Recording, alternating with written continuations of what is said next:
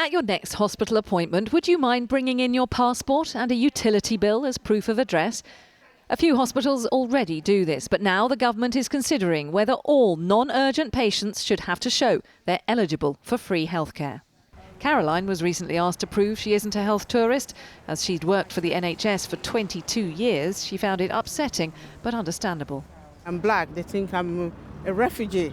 And I say I live all my life here since I was 18. So I was really upset, but I still have to give them my British passport. But at the same time, some people come from abroad just to get the treatment. It's not right for people that work all their life in this country, and pay all their taxes when their time to get treatment and there's nothing there for them. It's not acceptable too. The thing is, getting free access to the NHS isn't actually decided by the passport that you hold, but by whether you are judged to have settled in the United Kingdom. That's more complex to work out. So complex, in fact, that the guidance sent to hospitals on it runs to 130 pages. Hospital staff also admit they find it hard to ask patients, fearing they'll be accused of discrimination. It means the NHS is struggling to meet the government's ambitious targets. Last year, NHS hospitals in England recovered £125 million from foreign patients for treating them.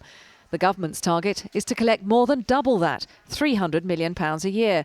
But those figures don't include the cost of chasing debts. A survey found 1 in 3 hospital trusts spent more on their debt recovery team than they made from charging patients. Well, I think we already see the barriers that people face in accessing healthcare, particularly the most vulnerable people in our society.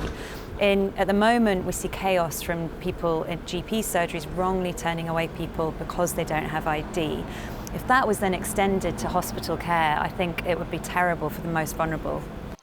There are no immediate plans to extend automatic residency checks beyond the schemes run by a few hospitals.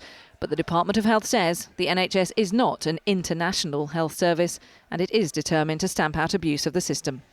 Catherine Jones, 5 News.